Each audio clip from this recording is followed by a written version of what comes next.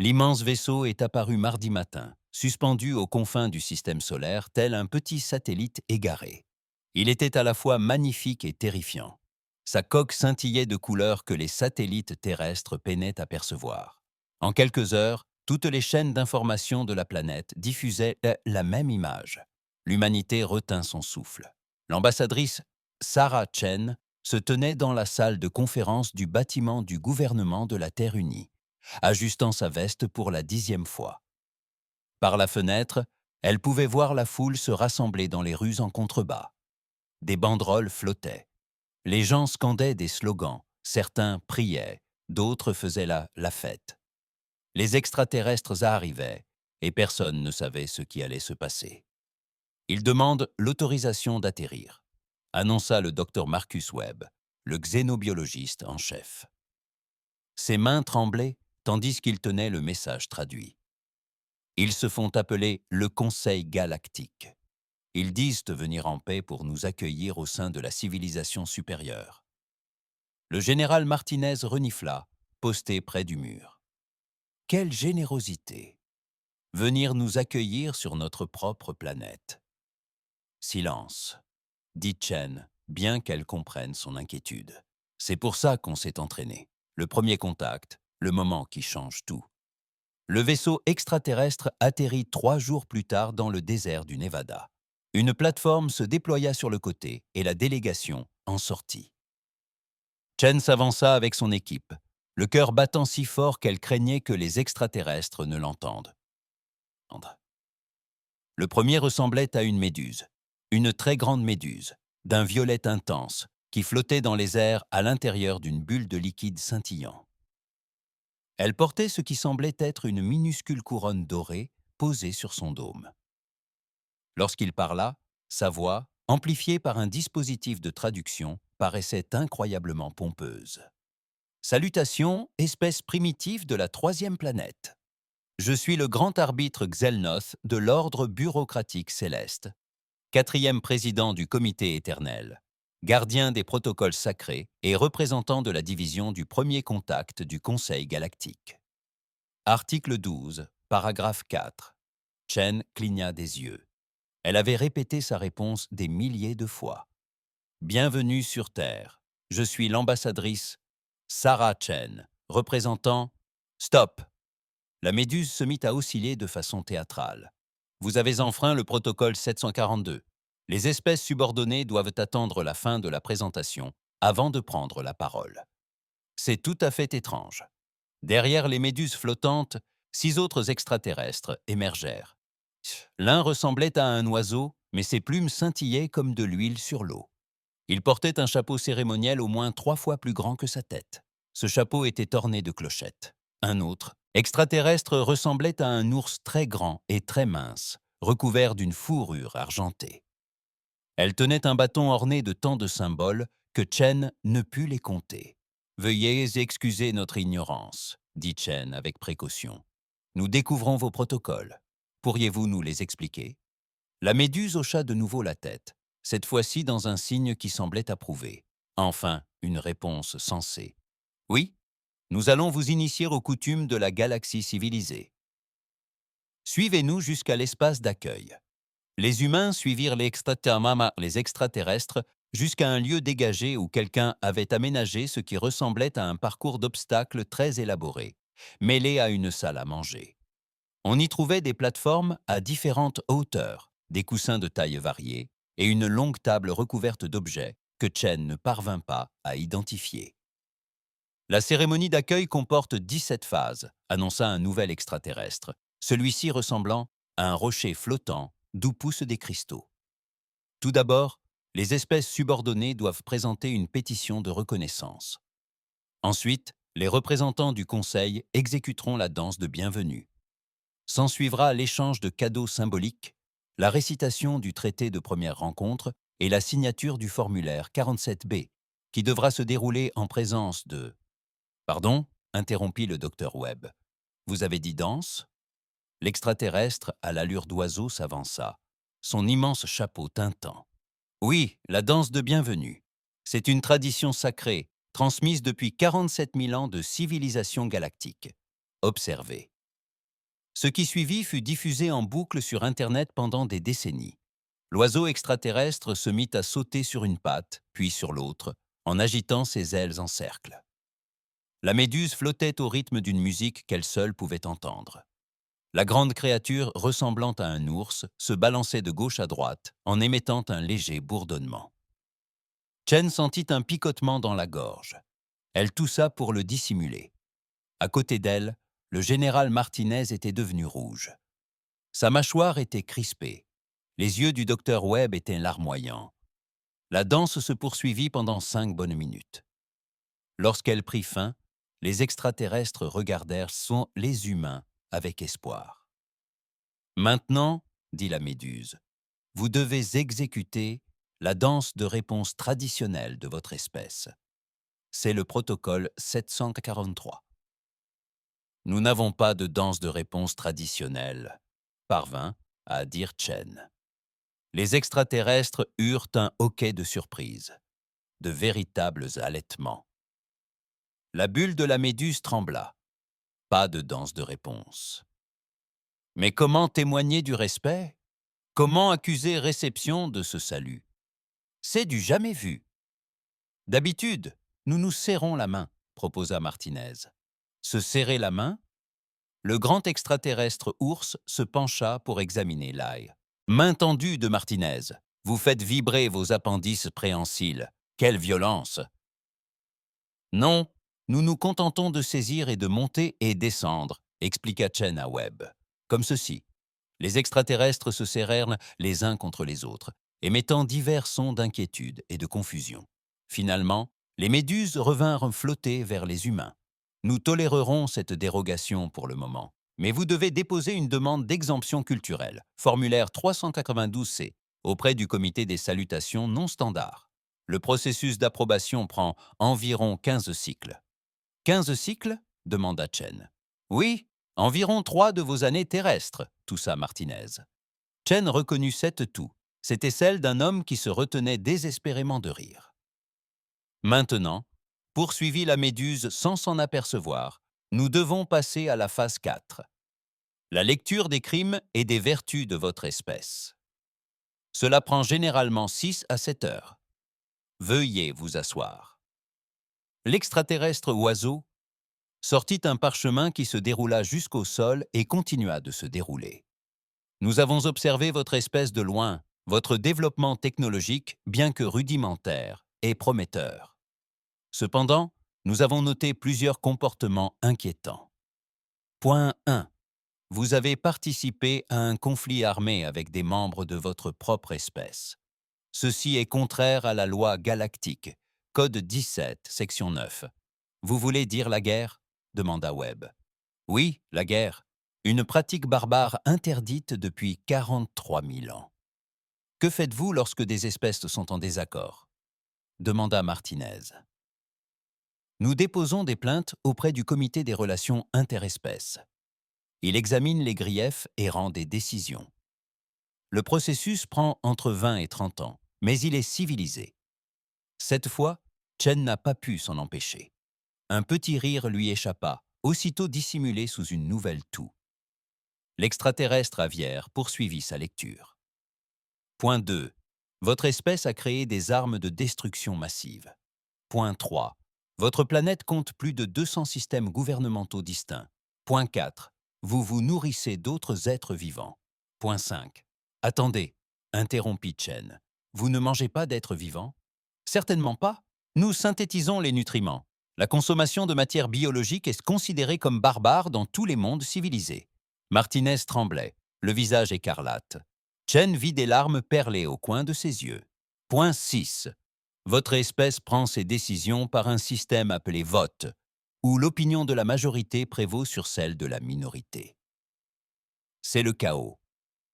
Toute décision importante doit être prise par consensus au sein d'un comité, ce qui peut prendre des décennies, mais garantit l'équité. Des décennies? Répéta Chen. Oui. Par exemple, la décision de contacter votre espèce a été proposée pour la première fois il y a 173 ans. Le vote n'a été finalisé que l'année dernière. Voilà. Le général Martinez laissa échapper un son mêlé de toux, de rires et de sanglots. Le docteur Webb dut se détourner, les épaules tremblantes. La bulle de la méduse prit une teinte violette plus foncée.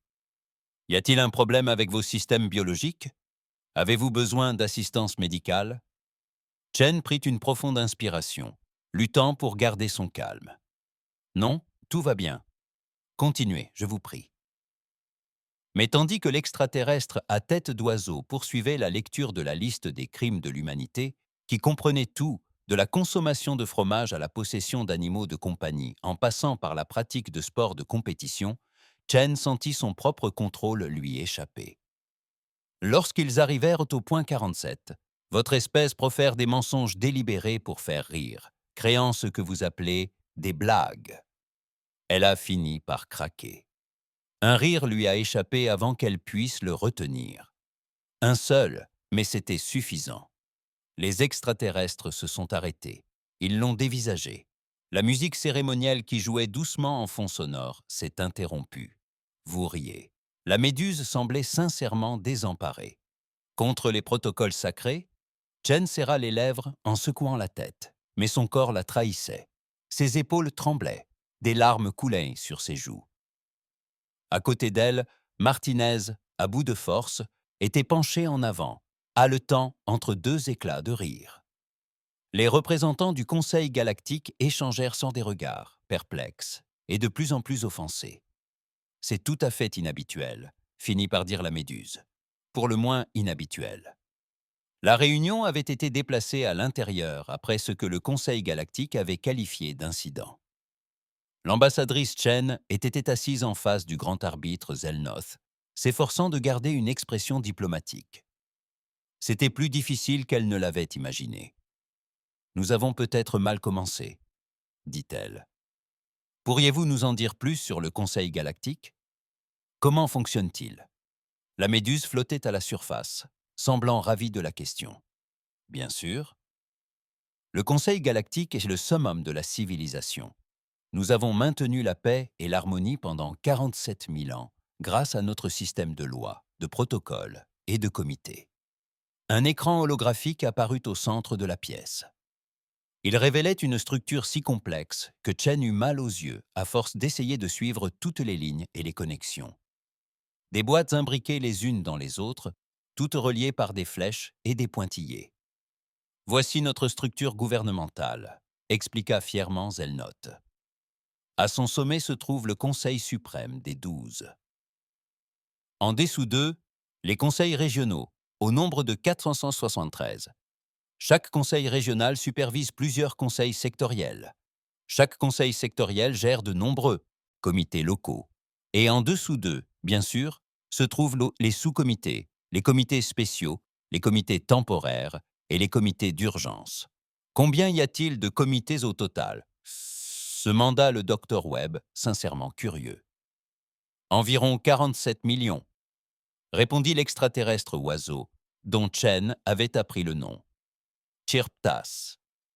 Ce nombre fluctue cependant, car nous en créons de nouveaux et en dissolvons d'autres. Comment dissout-on un comité ? Demanda Martinez. Par le biais du comité de dissolution des comités, bien sûr. Il examine les demandes de dissolution. Le processus prend environ 60 ans. Chen sentit de nouveau cette désagréable sensation de picotement dans sa gorge. Elle but une gorgée d'eau. « Et le commerce ?» demanda-t-elle. « Si la Terre voulait commercer avec une autre espèce, comment cela se passerait-il » Zelnoth s'illumina. « Excellente question. Tout d'abord, vous déposeriez une déclaration d'intérêts commerciaux auprès du département des interactions économiques. Ils examineraient votre demande. Cela prend environ 3 cycles. Ensuite, ils la transmettraient au comité d'évaluation des ressources, qui évaluerait ce que votre espèce a à offrir. Encore 5 cycles. Après cela, attendez, interrompit Chen. Jusqu'à présent, cela fait 8 cycles, environ 1 an et demi, exact. Ensuite, la pétition est soumise à la commission de l'équité commerciale, qui s'assure que l'accord commercial proposé ne désavantage aucune partie. C'est crucial, et cela prend environ 7 cycles supplémentaires. Martinet faisait le calcul mentalement. 3 ans rien que pour commencer à parler de commerce. Le processus complet prend généralement 15 cycles, oui. Environ 3 années terrestres. Nous sommes fiers de notre rigueur. Un jeune diplomate, David Park, assis au fond de la salle, laissa échapper un son étranglé. Tous les regards se tournèrent vers lui. « Pardon, » dit-il d'une voix tendue. « J'ai mal avalé. » Jen savait que c'était faux. Elle reconnut le son de quelqu'un qui se retenait désespérément de rire. « Continuez, je vous prie, » dit-elle à Zelnot. Où en étais-je? Ah oui, le commerce. Une fois toutes les autorisations obtenues. Les deux parties doivent signer l'accord commercial préliminaire, qui doit être contresigné par des représentants du comité de surveillance du commerce, de la commission des pratiques équitables et du département du commerce interspécifique. Il y a ensuite un délai de 2 cycles pour permettre le dépôt d'éventuelles objections. En l'absence d'objection, la transaction peut commencer. L'hologramme changea, affichant ce qui ressemblait à un formulaire comportant des milliers de lignes de texte. Il s'agit du formulaire 8472 TRD, la demande de transaction standard. Comme vous pouvez le constater, il est assez simple. Chen plissa les yeux pour déchiffrer le formulaire. Le texte était si net, petite et si dense qu'elle ne parvenait pas à le lire, même avec le grossissement. Combien de pages fait ce formulaire? Seulement 763 pages, plutôt raisonnable en fait. Cette fois, David Park ne chercha même pas à le dissimuler. Il laissa échapper un ricanement qui résonna dans la pièce. Les extraterrestres se tournèrent vers lui. Le fixant du regard. « Je m'excuse, » dit Park, toujours souriant. « C'est juste que sur Terre, nous pouvons commencer à commercer en une journée. »« Parfois en quelques heures !» s'exclamèrent les extraterrestres, stupéfaits, tous. « En quelques heures !» L'énorme chapeau de Chirptas faillit tomber. Mais comment garantir l'équité? Comment éviter l'exploitation? On négocie, expliqua Martinez. Les deux parties discutent, font des offres, des contre-offres, et finissent par trouver un accord. Si quelqu'un triche, il y a des conséquences. Des conséquences? Le grand extraterrestre à l'allure d'ours, dont le nom imprononçable signifiait « fourrure d'argent », se pencha en avant. Quelles conséquences?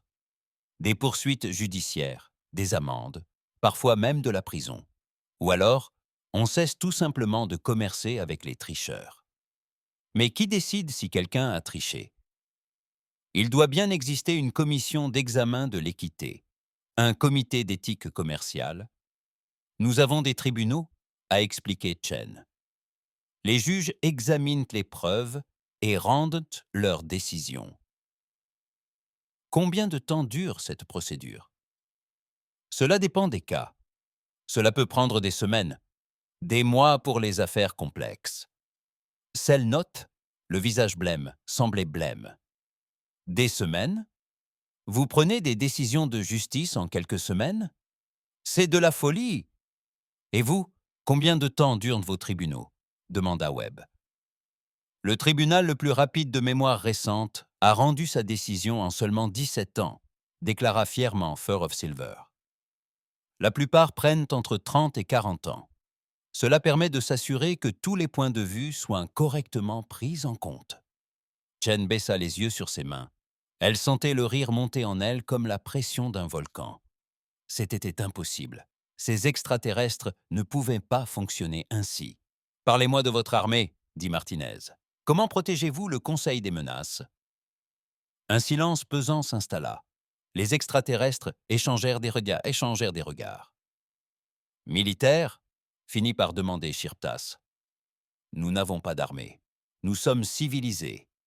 Mais si quelqu'un vous attaque, les attaques sont interdites par la loi galactique, » déclara fermement Zelnot.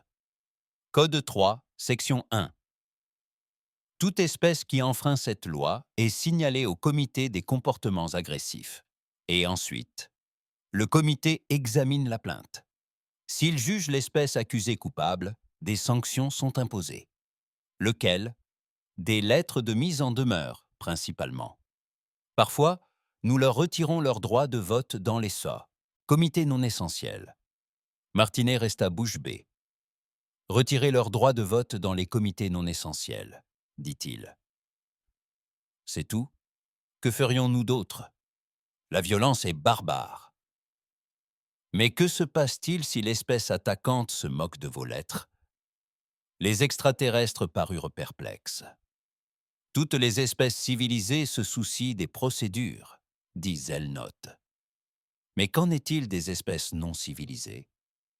Il n'y a pas d'espèces non civilisées dans la galaxie. Nous ignorons leur existence. Martinez se leva brusquement. Il se dirigea vers la fenêtre, dos à la pièce. Chen vit ses épaules trembler. « Général, vous ne vous sentez pas bien ?» demanda Fur of Silver, inquiet. « Je vais bien », répondit Martinez d'une voix étranglée. « J'ai juste besoin de prendre l'air. » Chen décida d'essayer une autre approche. Et les conflits internes, il arrive que des espèces différentes soient en désaccord. « Oh oui, » dit Chirptus. « Très souvent, en fait. » Et comment résout-on ces conflits? Par le biais du tribunal de répartition des ressources, bien sûr. Un nouvel hologramme apparut. Il montrait ce qui ressemblait à une salle d'audience. Mais au lieu d'un juge, des dizaines d'extraterrestres étaient assis en rangée, tous vêtus de robes somptueuses. Lorsque deux espèces sont en conflit, elles présentent leurs arguments au tribunal. Chaque partie dispose de 40 heures de parole. Ensuite, les membres du tribunal délibèrent. Combien de temps cela prend-il? La délibération la plus courte enregistrée a duré 7 mois. La plus longue est toujours en cours après 93 ans. 93 ans. La voix de Webb s'est brisée sur ce dernier mot. Oui, c'est une affaire très complexe concernant les droits d'eau. C'est très délicat, affichait David Park avec un sourire forcé. Chen lui lança un regard d'avertissement, mais elle sentait son propre contrôle lui échapper. « Vous faites donc des guerres par l'intermédiaire d'avocats ?» demanda Martinez depuis la fenêtre. « Des guerres? Vous faites donc des guerres par l'intermédiaire d'avocats ?» demanda Martinez depuis la fenêtre. « Des guerres ?» Zelnot semblait horrifié. « Ce ne sont pas des guerres, ce sont des procédures légales civilisées. Mais cela prend 90 ans. Mieux vaut ça que l'alternative. Avant la création du Conseil, les espèces se battaient réellement avec des armes. Vous imaginez? Quelle barbarie! Combien d'espèces ont rejoint le Conseil? Demanda Chen. 4762, répondit fièrement Fourrure d'Argent. Nous sommes très ouverts. Et combien de conflits sont actuellement en cours devant les tribunaux? Laissez-moi vérifier. L'extraterrestre ours consulta un appareil. Actuellement, nous avons 12 Tsowa 47 affaires actives. Chen fit le calcul mentalement. Plus de conflits que d'espèces. Cela signifiait, donc, en moyenne, chaque espèce est impliquée dans plusieurs batailles juridiques en cours? Oui, cela montre l'efficacité de notre système. Chacun utilise les voies appropriées. Martinez se détourna de la fenêtre. Il était rouge de colère. Des larmes coulaient sur ses joues. C'est la chose la plus stupide que j'ai jamais entendue. Un froid glacial s'installa dans la pièce. L'extraterrestre le fixait, abasourdi. « Général Martinez », commença Chen, mais il leva la main. « Non, Sarah, écoutez ça. Ils ont 47 millions de comités. Il leur faut 3 ans pour approuver un accord commercial. Ils ont 12 000 affaires juridiques qui prendront des décennies à résoudre. Ils n'ont pas d'armée. Ils se défendent avec des lettres aux formules péremptoires. Il rit d'un rire rauque et incrédule. Vous n'avez pas créé une civilisation galactique. Vous avez créé la plus grande association de propriétaires de l'univers. Une association de propriétaires. Chirp inclina la tête. Qu'est-ce que c'est que ça? Peu importe, dit Chen rapidement en fusillant Martinez du regard. Mais elle ne pouvait nier la comparaison. Et une fois qu'elle y pensa, elle ne put s'empêcher d'y penser. Ces extraterrestres, avec tous leurs protocoles, leurs formulaires, leurs comités et leurs procédures, avaient transformé la galaxie entière en un véritable cauchemar bureaucratique. Un petit rire lui échappa. Un rire discret, mais suffisant. « Tu ris encore, » dit Zelnot, d'un ton blessé. « Pourquoi te moques-tu sans cesse de notre civilisation? Chen tenta de se reprendre. Je suis désolé, c'est juste que sur Terre, nous avons déjà vu ça. Des organisations qui créent tellement de règles que... Le lendemain matin, l'ambassadrice Chen arriva dans la salle de conférence et trouva les représentants du Conseil galactique qui l'attendaient au déjà. Leur langage corporel, ou quel que soit l'équivalent extraterrestre, semblait tendu. La bulle de Zelnote avait pris une teinte pourpre profonde et menaçante. Les plumes de Shirpta s'étaient hérissées. Même sa fourrure argentée semblait agitée, et il arpentait la pièce d'un pas lourd. « Ambassadeur Chen », commença Zelnote d'une voix plus froide qu'auparavant. Le Conseil a examiné les enregistrements de la réunion d'hier. Nous sommes... Profondément offensé, Chen s'assit lentement. « Je m'excuse si nous avons paru irrespectueux. Nos rires n'étaient pas destinés à vous insulter. » « Alors, quel était leur but ?» demanda Chirptus. « Vous avez ri de nos protocoles sacrés. Vous vous êtes moqué de notre système de gouvernement. Votre général nous a traités d'association de propriétaires, ce qui, d'après nos interprètes, est une comparaison très insultante. » Le général Martinez, assis à côté de Chen, ne semblait pas le moins du monde désolé. « Je maintiens ce que j'ai dit. »« Général !» s'exclama Chen. « Non, Sarah, ils doivent entendre ça. » Martinez se pencha en avant. « Vous êtes dans l'espace depuis 47 000 ans. Des milliers d'espèces siègent à votre conseil. Et qu'avez-vous construit? Un système où rien ne peut se faire sans l'approbation préalable d'une douzaine de comités. Là où le commerce met 3 ans à démarrer, où les conflits prennent un siècle à se résoudre, ce n'est pas la civilisation, c'est la paralysie. Les extraterrestres laissèrent échapper divers cris d'indignation. « Nous avons maintenu la paix pendant des millénaires », protesta Xelnoth. « Vraiment ?» demanda Chen d'une voix calme. « Ou avez-vous simplement rendu la guerre si complexe que personne ne sait comment la mener ?» Un silence pesant s'installa dans la pièce. Finalement, Fourrure d'Argent prit la parole d'une voix basse. « Vous ne comprenez pas. Avant le Conseil, la galaxie était plongée dans le chaos. Les espèces s'affrontaient sans cesse. Des milliards d'êtres humains périrent. Des mondes entiers furent anéantis. Nous avons créé notre système pour empêcher que cette horreur ne se reproduise. »« Je comprends, » répondit Chen d'une voix douce. « Nous aussi, nous avons connu des guerres. Des solutions terribles. Nous savons le prix de la violence. Alors pourquoi vous moquez-vous de notre solution? Parce que... » Chen cherchait ses mots. « Parce que vous êtes allé trop loin dans l'autre sens. Vous avez instauré la paix, certes, mais vous avez aussi rendu impossible toute action, même les bonnes. » ajouta le docteur Webb en s'éclaircissant la gorge. « Puis-je poser une question? Vous avez dit avoir maintenu la paix pendant 47 000 ans. Mais le Conseil a-t-il fait face à des menaces extérieures sérieuses durant cette période? » Les extraterrestres échangèrent à nouveau des regards. Le même silence pesant s'abattit sur la pièce. « Il y a eu des incidents, » dit Xelnoth avec précaution. « De quel genre? » Nouveau silence. Puis Shirptas prit la parole. « Peut-être devrions-nous leur montrer. »« Le Conseil n'a pas donné son autorisation, » commença Xelnoth. « Ils doivent être au courant, surtout si nous voulons leur coopération. » L'écran holographique s'activa. Au début, Chen ne comprit pas ce qu'elle voyait. Cela ressemblait à l'espace, des étoiles éparpillées dans l'obscurité. Puis, elle remarqua les zones vides, des endroits où les étoiles auraient dû briller, mais où elles étaient absentes. « Il y a 300 ans, » dit doucement Fur of Silver, « nous avons détecté une anomalie aux confins de la galaxie. Des vaisseaux disparaissaient, puis des colonies, puis des systèmes stellaires entiers. L'hologramme effectua un zoom, révélant une planète, un monde magnifique, bleu et vert. Des villes étaient nettes visibles à sa surface. Puis quelque chose apparut au bord de l'image. C'était difficile à regarder.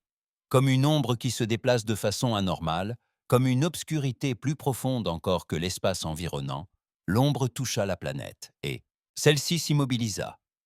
Les nuages se figèrent. Les lumières des villes s'éteignirent. Puis lentement, tout commença à se désintégrer, se réduisant en poussière qui dériva vers l'ombre. « Nous les appelons les dévoreurs, dit Shirptas. Nous ignorons leur nature.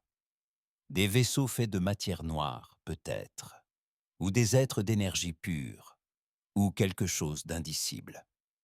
Tout ce que nous savons, c'est qu'ils absorbent tout ce qu'ils touchent, matière, énergie, vie, tout entrait en eux et ne ressort jamais. » Chen eut froid. À côté d'elle, Martinez était devenu immobile. « Combien de systèmes ont-ils détruits ?» demanda Webb. « 47, répondit Zelnot. 12 espèces ont complètement disparu. 4 autres sont au bord de l'extinction. Et vous, qu'avez-vous fait ? Nous avons immédiatement mis en place le comité de réponse aux menaces. Il étudie le problème depuis 283 ans. 283 ans ? La voix de Martinez était d'un calme glacial. Oui, c'est un problème très complexe. Nous avons envoyé des expéditions étudier les dévoreurs, recueilli d'énormes quantités de données, effectué des simulations, consulté des experts de tous les domaines. Et en 283 ans, interrompit Martinez, les dévoreurs ont détruit 47 systèmes stellaires. Nous sommes minutieux. Vous êtes lents. Martinez se leva, sa chaise grinçant sur le dossier. Vous les étudiez depuis près de 3 siècles, alors qu'ils dévoraient des civilisations entières. Que voulez-vous que nous fassions ? La bulle de Zelnot vira au violet vif. Se jeter dans la bataille sans préparation ? C'est barbare. Rester les bras croisés pendant que des milliards de personnes meurent l'est tout autant. Nous ne sommes pas restés les bras croisés. Le comité a élaboré 17 propositions stratégiques différentes. Combien ont été approuvées ? Silence. Combien ? Demanda Martinez. Le processus d'approbation est en cours, répondit Chirptas d'une voix calme. Le sous-comité de défense stratégique examine actuellement les propositions. Il prévoit de formuler une recommandation d'ici une quarantaine d'années. Chen ferma les yeux. Elle ne riait plus. « Montrez-nous en plus, dit-elle. Montrez-nous tout ce que vous savez sur les dévoreurs. » Pendant les 3 heures qui suivirent, les extraterrestres présentèrent leurs données. C'était un rapport complet et détaillé. Les dévoreurs progressaient lentement mais sûrement, consumant environ un système stellaire tous les 6 ans. Ils ne communiquaient pas. Ils ne négociaient pas. Ils se contentaient de consommer et de passer à autre chose.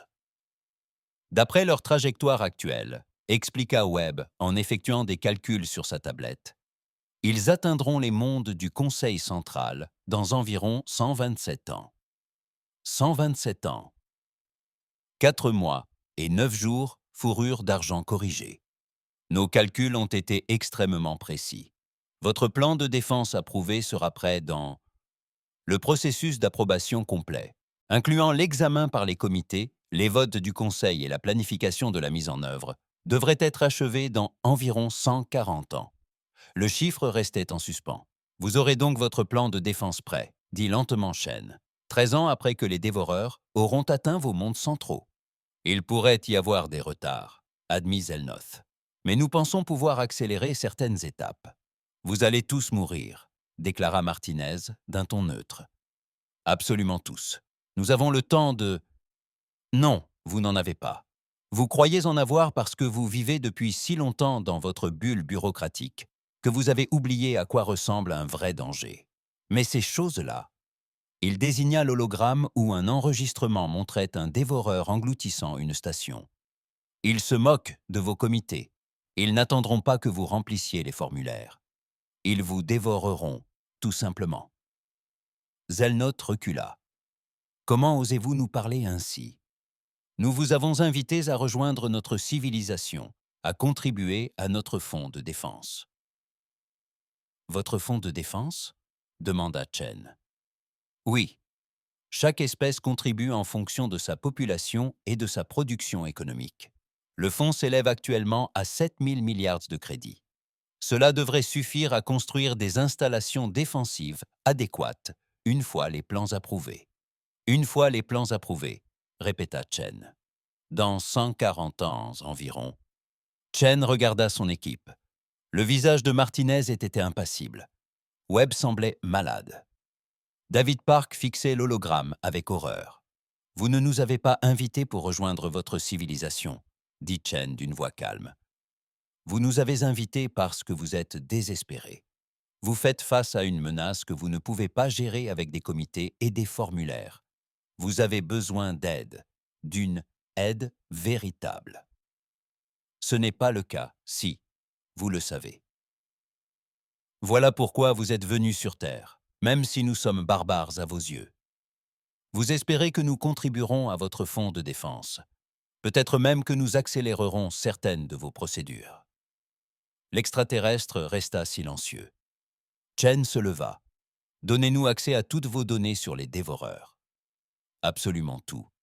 Relevé des capteurs, enregistrements, tentatives de défense ratées, tout. Cela nécessiterait de déposer une demande d'accès aux données auprès du comité de gestion de l'information. « Nous ne vous demandons pas la permission, » dit Chen d'un ton ferme. « Nous vous l'ordonnons. Donnez-nous les données ou nous reprenons nos vaisseaux et rentrons chez nous. »« À vous de choisir », s'exclama la bulle de Zelnoth vibrante. « C'est du chantage, c'est la réalité. Vous avez plus besoin de nous que nous n'avons besoin de vous. Alors, soit vous travaillez avec nous immédiatement, sans passer par les comités, soit vous retournez à vos protocoles et vous mourrez en attendant qu'ils viennent vous sauver. » Les extraterrestres se rassemblèrent néant, émettant des sons urgents dans leurs langues respectives. Chen attendit, le cœur battant la chamade. Finalement, Zelnoth se retourna. « C'est très inhabituel. »« Tout chez l'humanité est inhabituel, » dit Martinez. « Faites-vous une raison. Nous vous fournirons les données, mais seulement parce que la situation est critique. »« Choix judicieux, » dit Chen. Alors que les extraterrestres s'apprêtaient à transférer leurs fichiers, une silhouette argentée s'approcha de Chen. « Vous comprenez ce que vous voyez, n'est-ce pas, Dab ? On ne peut raisonner avec les dévoreurs. On ne peut ni les soudoyer ni négocier avec eux. Nous avons essayé. »« Je comprends. Alors que ferez-vous ? Vous n'avez aucun comité pour organiser votre riposte, aucun protocole pour vous guider. Comment prendrez-vous les décisions ?» Chen regarda de nouveau l'hologramme, observant un monde mourir en silence. « Vite, » dit-elle. « Nous les prendrons rapidement. » Les données du Conseil galactique saturent tous les ordinateurs de la Terre. Les scientifiques travaillent jour et nuit, analysant 3 siècles d'informations. Leurs découvertes sont à la fois encourageantes et terrifiantes. « Ils sont constants », a déclaré le Dr Webb lors de la réunion de stratégie d'urgence. Les dévoreurs suivent des schémas prévisibles. Ils se déplacent d'un système à l'autre en ligne droite. Ils ne changent pas de cap. Ils ne s'adaptent pas. Ils consomment et avancent.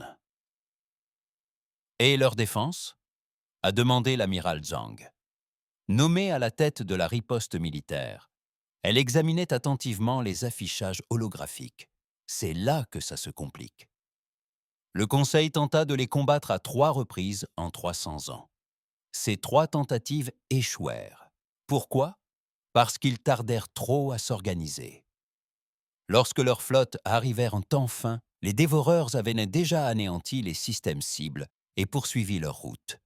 Et lorsqu'ils les rattrapèrent, leurs armes étaient inefficaces. Quel genre d'armes utilisaient-ils ? Des armes à énergie, principalement. Des lasers, des canons à plasma, des faisceaux de particules, toutes très sophistiquées.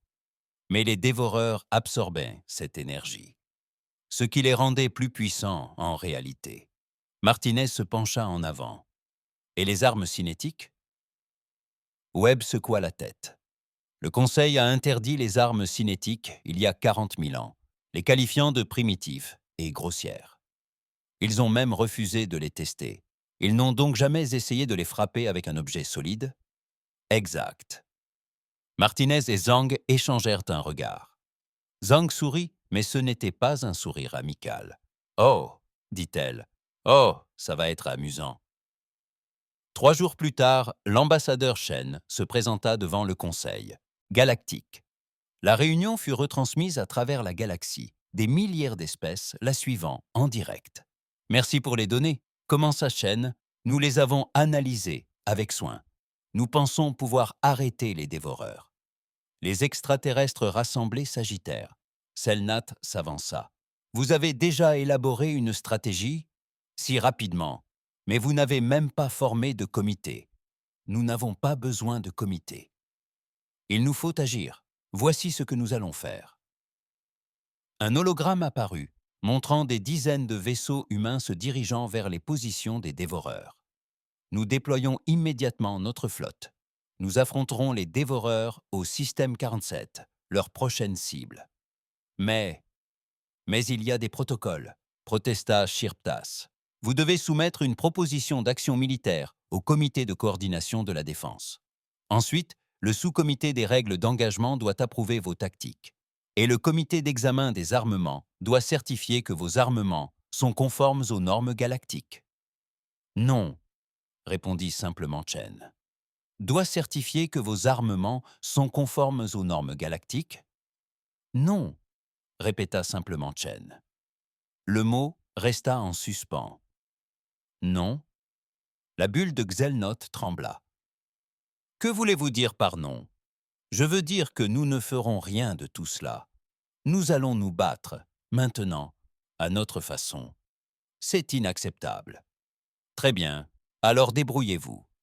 Ah oui, c'est vrai, vous ne pouvez pas, car vous essayez depuis 300 ans et vous avez échoué.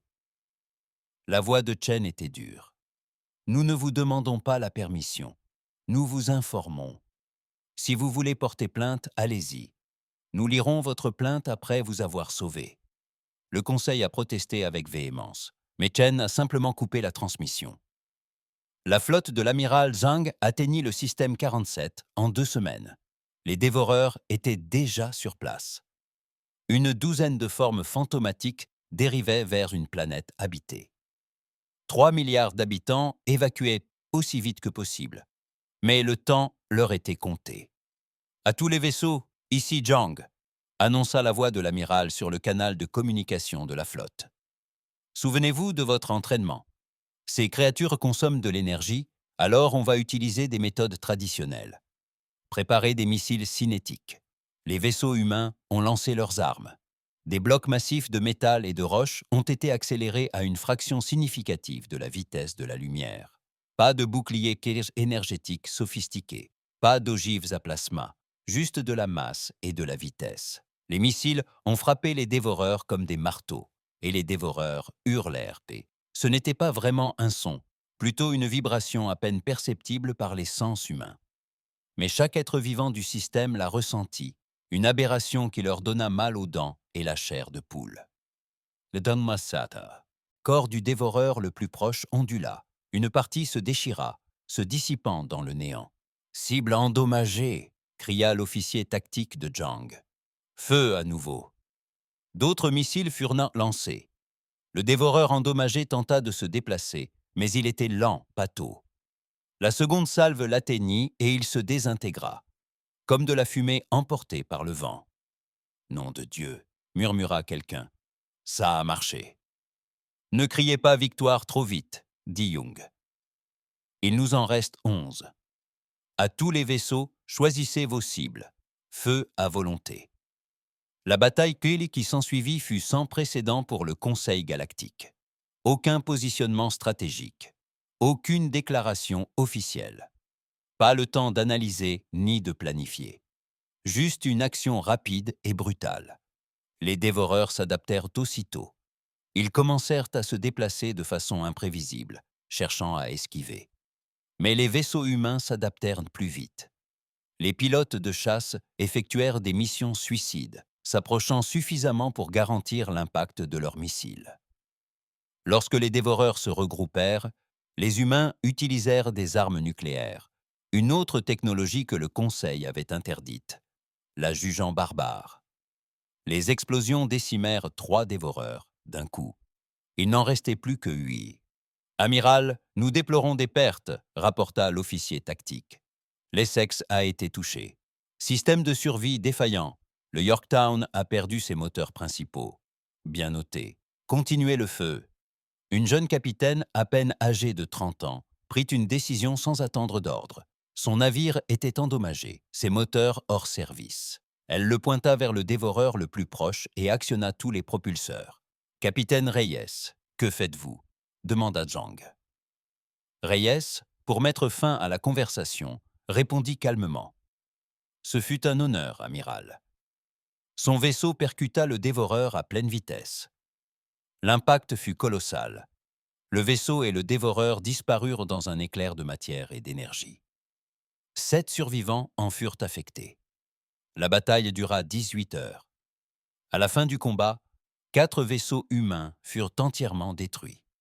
7 autres furent endommagés irrémédiablement. Plus de 3000 humains avaient péri, mais les 12 dévoreurs avaient été disparus.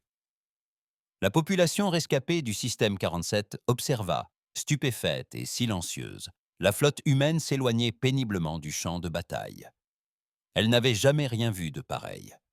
La doctrine militaire du Conseil était axée sur la préservation, une stratégie réfléchie et des pertes acceptables, mesurées sur plusieurs décennies. Les humains s'étaient jetés dans la bataille, comme s'ils luttaient contre la mort elle-même. La nouvelle de la victoire se répandit à travers la galaxie en quelques heures. Le Conseil galactique convoqua une session d'urgence pour la première fois de son histoire. La procédure d'Ossi Dompé. L'organisation prend normalement des mois, s'est déroulée en 3 jours. Xelnot s'adressa au Conseil, sa bulle d'une couleur pâle et maladive.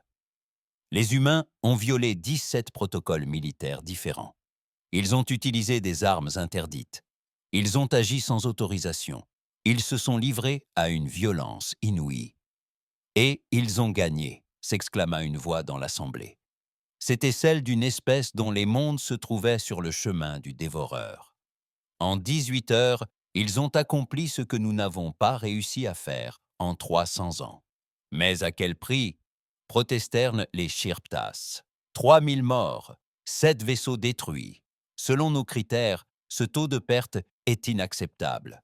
Selon nos critères, rétorqua la même voix, sauver 3 milliards de vies en une seule journée relève du miracle. Le débat fit rage pendant des heures. Certains membres du Conseil réclamèrent des sanctions contre l'humanité. D'autres souhaitaient étudier les tactiques humaines.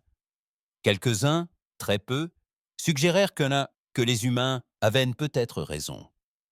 Pendant ce temps, sur Terre, l'amiral Zhang se trouvait dans un hôpital, rendant visite aux blessés de la bataille. Elle trouva une jeune pilote, les jambes brisées, allongée sur un lit et fixant le plafond. « Comment vous sentez-vous, lieutenant » demanda Zhang. « Comme si j'avais été percuté par une planète, madame » répondit la pilote avec un faible sourire. « Mais on a gagné, n'est-ce pas ? On a gagné. Bien. » La pilote ferma les yeux. « Ces extraterrestres du Conseil, ils nous prennent pour des barbares, pas vrai ? » « Sans doute. Tu crois qu'ils ont tort ?» Zhang resta silencieux un instant. « Je pense qu'il existe différentes formes de force.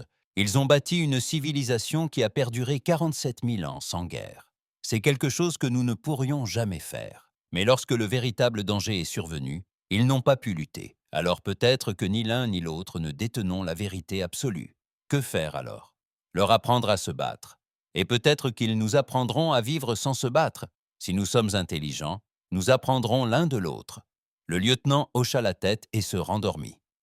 Zhang quitta l'hôpital et trouva le général Martinez qui l'attendait dehors. « Le Conseil veut discuter, » dit-il. « Ils appellent annonce ça des négociations d'urgence. Ils n'ont mis que 3 jours à tout organiser. C'est peut-être un record pour eux. Ils veulent qu'on arrête de combattre les dévoreurs. » Zhang laissa échapper un rire las et amer. « Vraiment ? Certains, oui.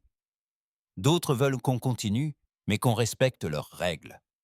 Et quelques-uns, pas beaucoup, mais quelques-uns veulent apprendre de nous. Que pensez-vous que nous devrions faire ?» Martinez leva les yeux vers le ciel où les étoiles commençaient à peine à apparaître. « Je pense que nous devons continuer à lutter, car si nous ne le faisons pas, ces choses finiront par atteindre la Terre. Mais je pense aussi que Chen avait raison. Nous devons leur apprendre. Montrez-leur que l'on peut être civilisé tout en étant prêt à se battre quand il le faut. Croyez-vous qu'ils vous écouteront ? Certains, oui, d'autres non. Mais ceux qui vous écouteront auront peut-être la chance de survivre à ce qui s'annonce. Dans l'immense station du Conseil, perchée au-dessus de la Terre, l'ambassadrice Chen préparait son discours. Elle disposait de 30 minutes pour s'adresser à l'ensemble du Conseil galactique. Normalement, de tels discours se préparaient des mois à préparer et suivaient un script strict. Elle a jeté le script aux oubliettes et a parlé avec son cœur. Mais ceci est une autre histoire. Pour l'instant, l'humanité venait de prouver une chose importante. La vivacité d'esprit et la détermination pouvaient remporter des batailles que même une planification minutieuse ne permettrait jamais. La question était de savoir s'il pouvait apprendre à toute une galaxie à changer 47 000 ans d'habitude. Chen était sur le point de le découvrir. La session d'urgence du Conseil galactique était le plus grand rassemblement depuis plus de 1000 ans. Chaque espèce avait envoyé des représentants. La grande salle était bondée d'êtres de toutes formes et de toutes tailles imaginables. Et au centre, sur une estrade réservée aux invités de marque, se tenait l'ambassadrice Sarah Chen de la Terre. Elle contempla les milliers de regards et d'images qui lui étaient associées, fixées sur elle. Certains semblaient tendres et curieux, d'autres en colère, et beaucoup avaient peur. « Merci de me donner la parole », commença Chen. Sa voix fut traduite simultanément dans 4000 langues. Je sais que beaucoup d'entre vous sont en colère contre l'humanité en ce moment. Nous avons enfreint vos règles. Nous avons utilisé des armes interdites. Nous avons agi sans autorisation. Et oui, nous avons tué les dévoreurs qui s'apprêtaient à détruire le système 47. Des murmures parcoururent la foule. Certains d'entre vous nous prennent pour des barbares, poursuivit Chen. Et vous savez quoi? Comparé à votre civilisation, peut-être le sommes-nous. Vous vivez en paix depuis 47 000 ans. Nous n'avons connu la paix mondiale que pendant 2 siècles. Vous avez bâti une société où chaque voix compte, où chaque préoccupation est prise en compte. C'est magnifique. C'est un idéal que nous poursuivons encore. Elle marqua une pause, laissant ses paroles faire leur chemin. Mais nous ne nous moquions pas de vous parce que nous vous prenions pour des imbéciles. Nous rions parce que nous sommes passés par là. Nous avons construit des systèmes si complexes qu'ils ont cessé de fonctionner. Nous avons créé des bureaucraties si tentaculaires qu'elles en ont oublié la raison d'être. La Terre a connu de nombreux hauts et bas à cause de cela. Un hologramme apparut derrière, elle, projetant des images de l'histoire de la Terre. Des empires effondrés sous leur propre poids, des gouvernements englués dans la paperasserie. L'Empire romain s'est effondré en partie parce qu'il était devenu impossible à gouverner. La Société des Nations a échoué faute de réactivité. Toutes les civilisations humaines en ont tiré la même leçon. L'incapacité à s'adapter est synonyme de disparition. Peu importe la perfection théorique d'un système, s'il est incapable de répondre aux menaces réelles, il est inutile. Xel'Nath s'avança depuis le premier rang du Conseil. Vous prétendez que nous sommes incapables de nous adapter, mais nous avons survécu pendant 47 000 ans. Comment cela ne serait-il pas de l'adaptation?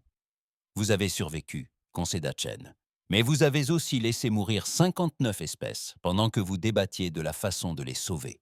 Les dévoreurs déciment votre peuple depuis 300 ans et vous n'avez toujours pas approuvé de plan de défense. Ce n'est pas de la survie. C'est une lente agonie, s'écria la foule. Certaines espèces applaudirent, d'autres hurlèrent de colère. La bulle de Xel'Nath devint d'un violet profond. « Silence !» s'écria Shirptas, son énorme chapeau tintant à chacun de ses mouvements. « Laissez-la finir. » Chen attendit que le tumulte se calme. « Je ne suis pas là pour vous insulter. Je suis là pour vous proposer un marché. L'humanité combattra les dévoreurs. Nous défendrons l'espace du Conseil. Nous sommes prêts à risquer nos vies pour protéger des mondes que nous n'avons jamais visités.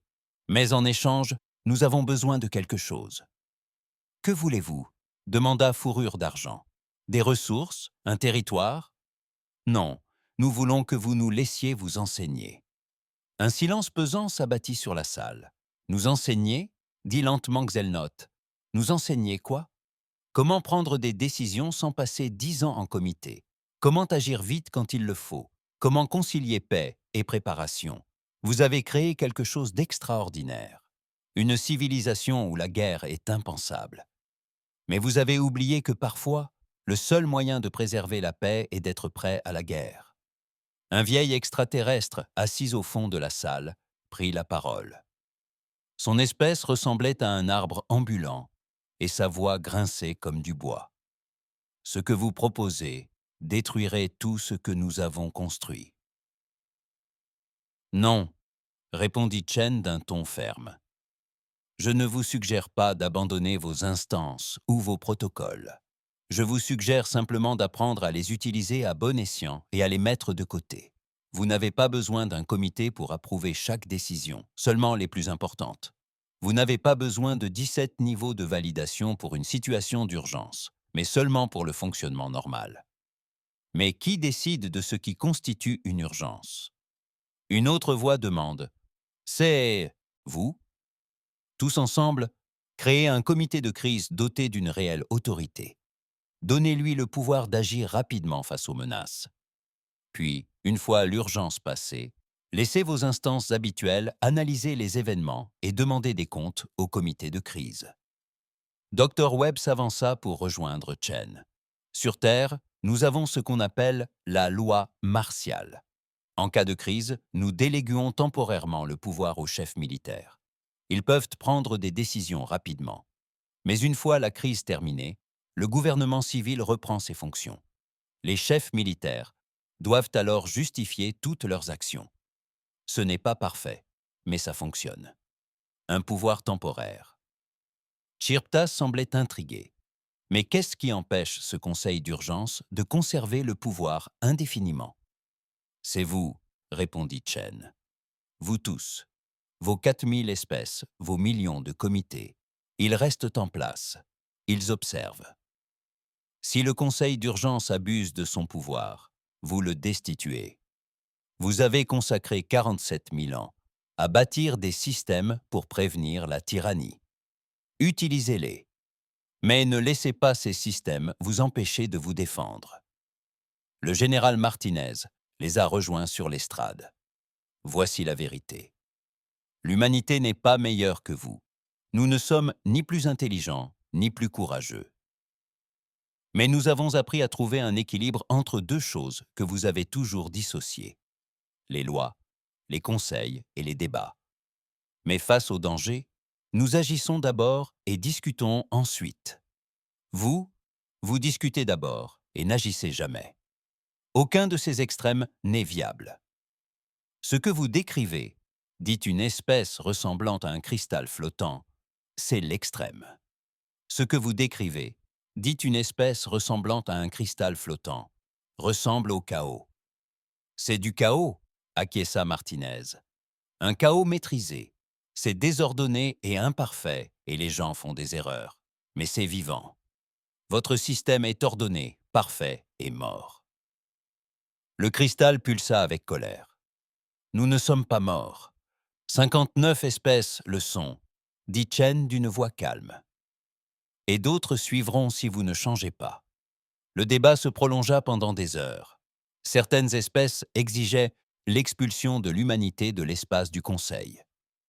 D'autres souhaitaient la création immédiate du Conseil d'urgence proposé par Chen. La plupart étaient partagés entre l'incertitude et la peur. Finalement, Zelnoth demanda un vote. Nous allons décider. Autorisons-nous l'humanité à défendre l'espace du Conseil selon ses méthodes? Tous pour. Le dépouillement dura 30 minutes. 4000 espèces, chacune avec ses propres procédures de vote. Lorsque les résultats apparurent, Chen retint son souffle. 347 voix pour. Font 653 contre. Sébazine, 62 abstentions. La mesure est adoptée, annonça Xel Elnoth d'une voix lasse. L'humanité est autorisée à affronter les dévoreurs sans l'approbation, préalable du Conseil. Toutefois, elle devra déposer des rapports détaillés après chaque engagement. Nous pouvons le faire, approuva Chen.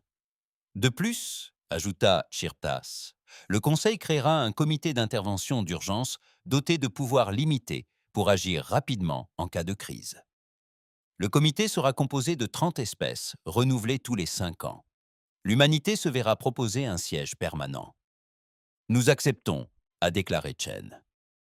La mise en place prendra du temps, a prévenu Fur of Silver. Il nous faut rédiger la charte, établir les procédures et définir l'étendue des pouvoirs. Combien de temps a demandé Martinez, optimiste. 7 ans, soupira Martinez. Mieux que 140. La session s'acheva et les délégués commencèrent à quitter les lieux. Chen, épuisée, se tenait sur l'estrade. Elle venait d'engager l'humanité dans une guerre à travers la galaxie. Il perdrait des hommes, des vaisseaux, peut-être des colonies entières s'il n'y prenait ni garde. Mais en observant les extraterrestres autour d'elle, certains reconnaissants, d'autres hostiles, la plupart simplement désemparés, elle sut que c'était le bon choix. Le docteur Webb s'approcha d'elle. « Vous croyez vraiment qu'ils vont changer ?» demanda-t-elle. « Certains, oui, répondit Chen. Ceux qui sont assez intelligents pour comprendre que leurs vieilles habitudes les tuent. Quant aux autres, ajouta-t-elle en haussant les épaules, ils les protégeront de toute façon. Pourquoi? S'ils refusent de s'adapter, pourquoi devrions-nous mourir pour eux? Parce que quelqu'un doit le faire. Et peut-être que s'ils nous voient le faire, ils apprendront. Un an plus tard, la flotte humaine avait repoussé les dévoreurs de 300 années-lumière, après 27 batailles, 16 victoires, 11 impasses et plus de 12 000 pertes humaines, mais sans aucune perte de monde du Conseil. L'amiral Zhang se tenait sur la passerelle de son vaisseau amiral, examinant des rapports. Le comité d'intervention d'urgence, nouvellement formé et encore en phase d'apprentissage, venait d'approuver sa demande de renfort. L'approbation prit 3 jours au lieu de 3 ans. C'était un progrès. Dans la salle du conseil, l'ambassadrice Chen assistait à sa 100e séance. Elle portait désormais une tenue de cérémonie, ayant appris que les extraterrestres appréciaient les usages formels. La réunion portait sur les routes commerciales, un sujet qui, autrefois, aurait pris des années. La session du jour devait se terminer dans 6 heures. Encore des progrès. Et dans la bordure extérieure, une espèce appelée les Vexthar, des êtres aviaires qui avaient perdu 3 colonies face aux dévoreurs, s'adressèrent à un instructeur militaire humain. Ils voulaient apprendre à se battre. L'instructeur, un marine aguerri nommé Torres, regarda les extraterrestres nerveux. « Vous êtes sûr de vous? Ça ne va pas être joli. Des gens sont blessés, des gens meurent, nous en sommes certains, affirma leur chef. Mieux vaut mourir au combat qu'à attendre. Torres sourit. Très bien, commençons par les tactiques de base. Première règle, en cas de doute, frappez fort et vite. Le Vextar prit des notes méticuleuses, consignant chaque mot. À l'infirmerie du Conseil, les blessés du dernier combat se rétablissaient lentement. Des humains étaient alités aux côtés d'espèces du Conseil évacuées de mondes menacés. Les patients discutaient, partageaient leurs histoires et apprenaient à se connaître. Un jeune pilote humain expliquait les océans de la Terre à un groupe d'enfants Shirptas. Un ingénieur du Conseil expliquait des technologies anciennes à des scientifiques humains. Lentement, avec précaution, 2 cultures très différentes commencèrent à se comprendre. Un soir, Xelnoth rendit visite à Shen dans ses appartements, entrant par la porte avec un silence surprenant. « Ambassadeur », dit la méduse d'un ton formel. « Grand haut arbitre », répondit-elle, tout aussi formellement. « Grand haut arbitre », répliqua Chen, puis elle sourit. « Tu veux du thé? C'est une coutume terrienne. Je suppose que je peux essayer. » Ils restèrent assis, ou plutôt, dans le cas de Xelnoth, flottèrent dans un silence confortable pendant un instant.